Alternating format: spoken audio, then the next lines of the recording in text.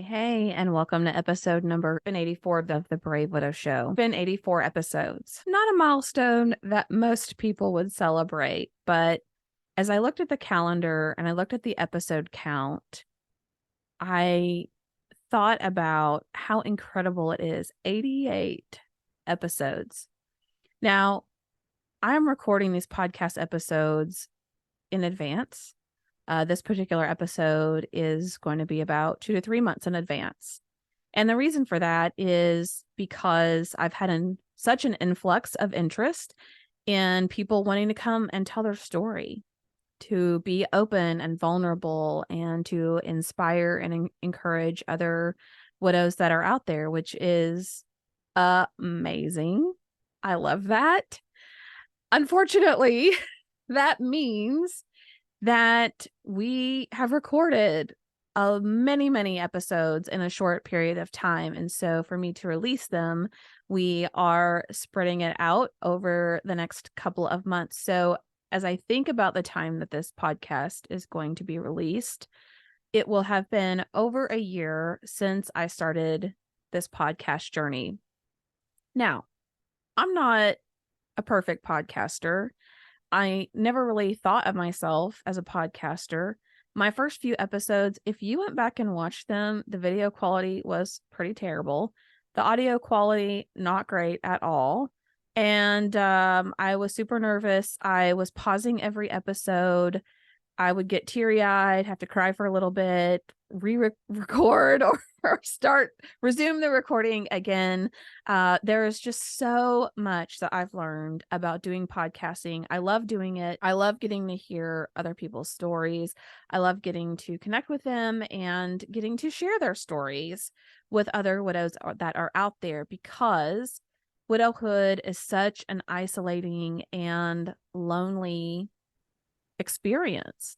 It's so easy to feel like that you are alone, that no one understands, that there couldn't possibly be someone out there with a story like yours. And so I have been so amazingly blessed and honored to hear and share some really incredible stories that are out there. And I'm so proud of these brave widows and widowers who come forward, who share their story, who share tears, who laugh with me, who really just pour their heart and soul into sharing this with the world and with you who's listening or watching right now.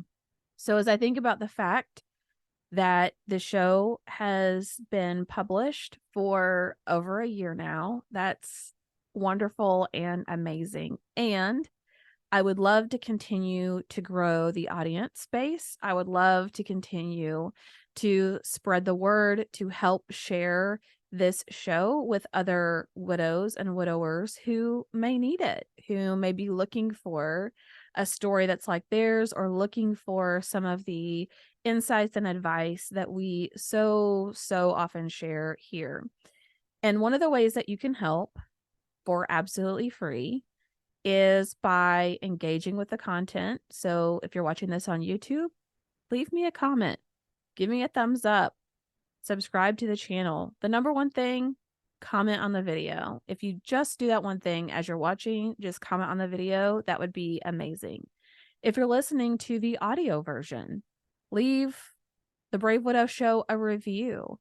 That goes so far in helping us get the word out about the show, about the amazing stories and experiences that are happening here. So please help engage and help drive a wider reach of the show to help others who really may benefit from the podcast that we have here. All right. So on today's episode, I speak with a young widow named Jane, and Jane has a wonderful smile and a wonderful presence. And I hope that you're able to see her on video, or at least a clip of her, just to get the full picture of who she really is. But she really has a heart for giving back and for helping other widows. So let me introduce you to Jane. After the loss of her partner to a sudden and tragic death, this 33-year-old widow was left to answer the question of what it takes to adjust to life after the worst possible scenario becomes her reality. She is the co-admin of a Facebook group called Young One, and that's WON, not the number one, and an in-person support group for young widows and widowers in New York City. They provide a community space for meeting other widows with the goal of building a support network for one another. So if you're driving, you're mowing your lawn, you're doing whatever it is you're out there doing in the world as you're listening to this, you didn't quite catch that, you want to join the group, you're in the New York City or New York area, all the links will be in the show notes that you can use to get to that group. But again, it's called Young One, and that's Young, WON, which is a support group for widows and widowers in the New York area. All right, let's dive in.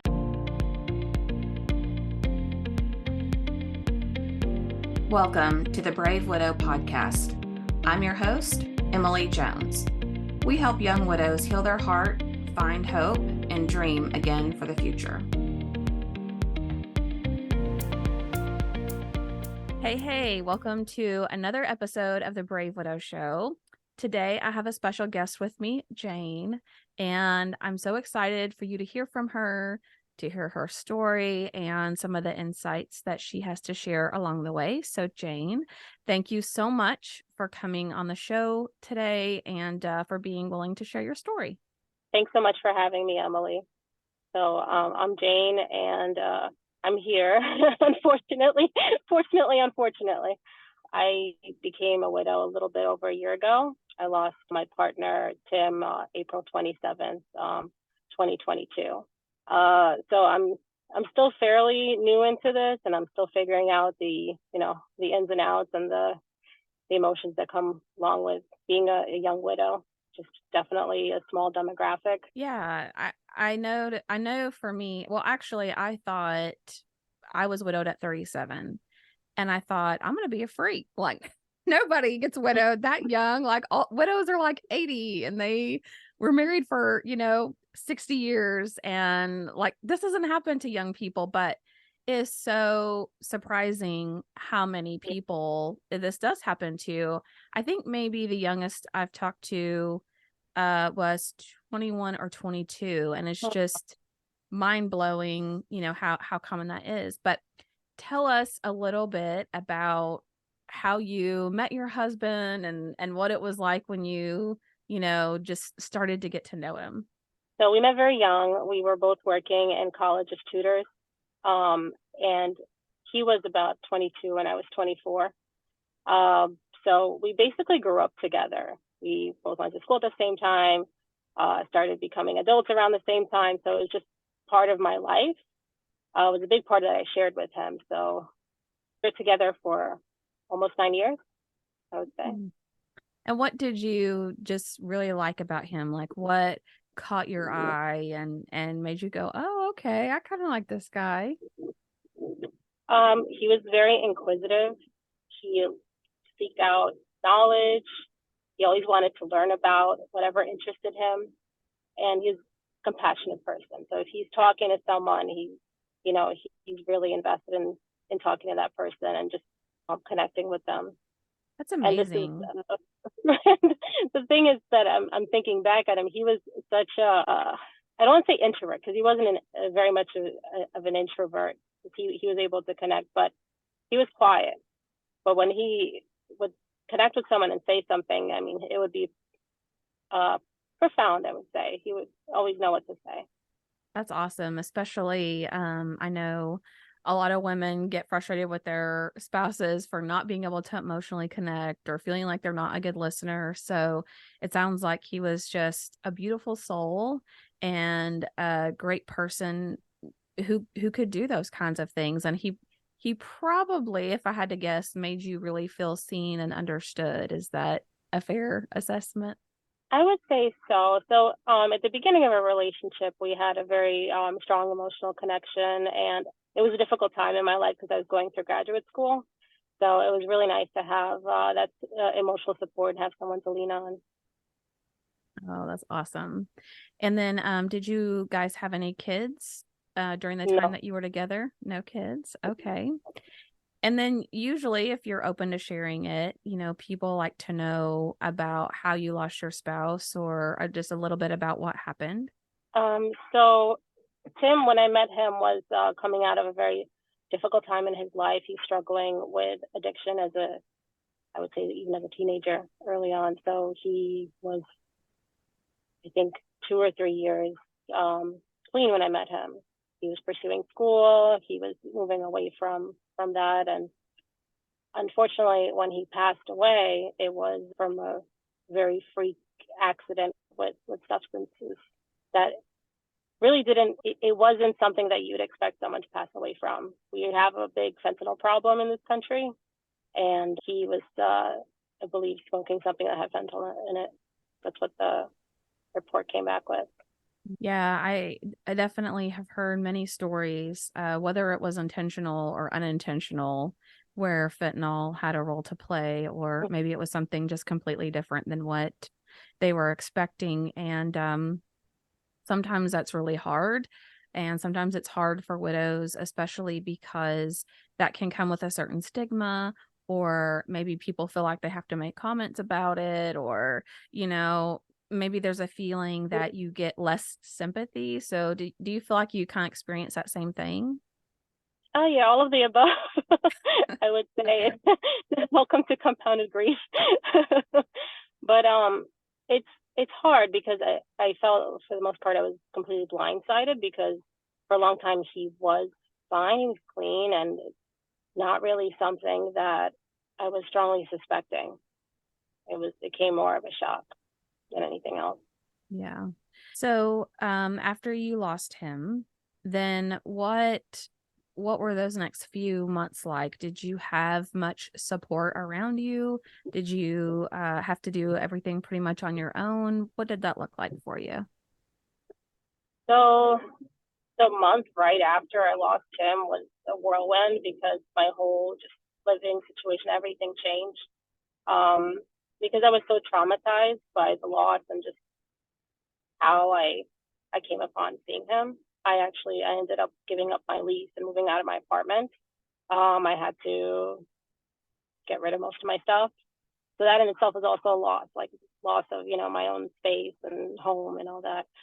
Um, and with family, I would say they were supportive, but to a point, it's hard for people who haven't experienced that kind of loss, even if they have experienced loss or grief. Loss of a partner is very different. You lose your everyday, you lose your future, you lose kind of I think your grounding. You feel very much ungrounded. um, and so I would get comments where people would think what they were saying was helpful, but it wasn't. A lot of times it'd be very triggering, or it'd be the wrong thing to say, and they wouldn't know. They would think they're comforting me, and also just at that time finding out how people would treat you during a tragedy is really difficult because not everyone reacts the way you think they would, and it could be really hurtful. Yeah, you hit on some really good points. A lot of times people just give us platitudes or they say something and they may say things like, well, at least you didn't have kids. Well, maybe you were trying to. Or at least you're still young. You can find somebody else. Well, you probably don't want to. Like all all of these things that are the opposite of helpful and sometimes make us more aggravated. So that can be especially challenging. How did you ever go from probably feeling like life is hopeless, I have nothing to live for, the depths of despair and sadness, to ever even start thinking about, okay, maybe I can do this, maybe there is hope for the future? What helped you kind of start moving in that direction? I would say it was very, very slow and gradual in the beginning because it's such a shock, and it just it shook me to the core. I would say it's still, like some days are harder than others, and I would say the longer I progress through this, there are more days that are good than the hard days. But I would say just leaning on people, that are supportive. Um, I I really do recommend that. and it's hard to do because my instinct personally is right now. It wasn't before, but not to connect, not to call friends, not to call family because it's too painful. It's very connected to what my life used to be. So I'm trying to get back into that. Um, I would say I'm at a different place than I was definitely a year ago because I'm enjoying life more, but I'm still trying to figure out what at this point I want for my life because I mean I was widowed at a time where you start getting homes, you start having kids, you start figuring out what you want to do, especially like in your early 30s. And just losing him really just made me question what is it that I want. It made me really question my own mortality. Yeah, it really helps us sharpen like our priorities and what we think is important. And for me, it helped because I was like, there were so many things I just didn't care about anymore that it relieved a lot of anxiety of stuff that I would get worked up about. But it is so interesting how when we're widowed, it's almost like we are rediscovering who we are. Like we emerge almost someone who's different in a lot of ways. And you go, well, what do I want for my future? What things do I like to do? Do I still enjoy doing this that we did together?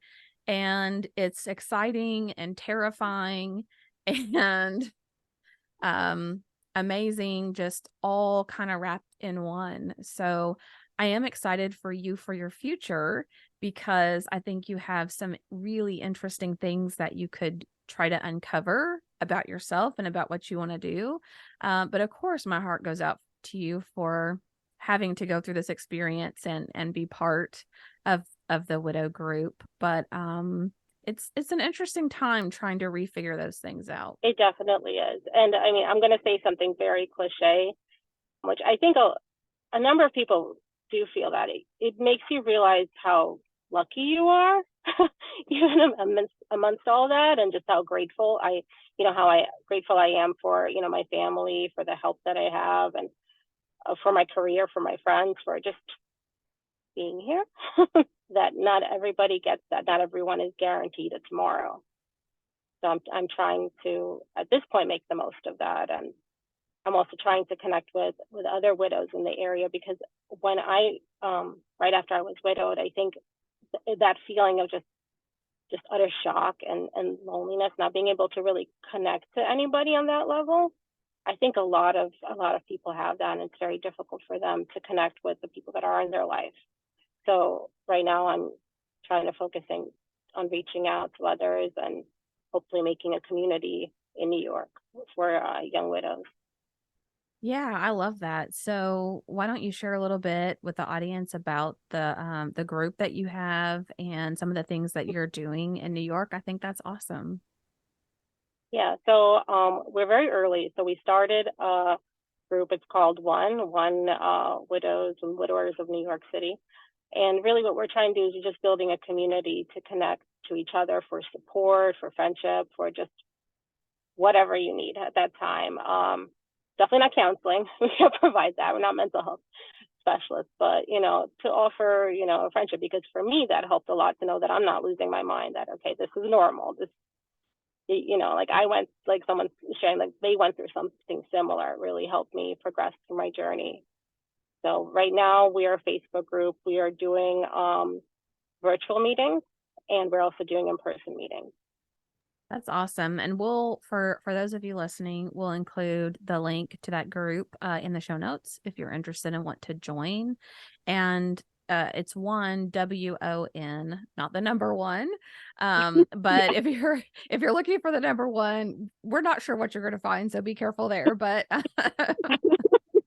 WON, and we'll also include the links there. So if you're in the New York area, I'm sure they would love to have you be part of that group and be part of some of the in-person meetups for sure. Yeah, we'd love to have you, and you're not alone. There's many of us. Yeah. So on that note, what advice would you give to someone who's maybe struggling or in their early days, or maybe some words of encouragement? What words would you leave for people that are walking a similar journey to you? I would say to take it one day at a time. That in the beginning it is hard, but it's not always going to be that hard. It's always going to have that, that heaviness. I would say I don't see myself really ever getting over it, right? But as I move further away from it, there is a level of acceptance and there is some peace, even with like an unexpected traumatic loss. Yeah, thank you so much, Jane. And I agree with you.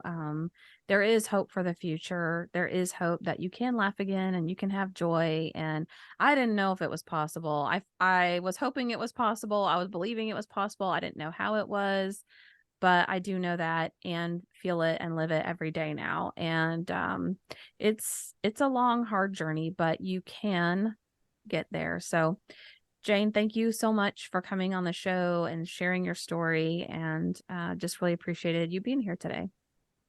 Thank you so much. I really appreciate the opportunity to talk to you.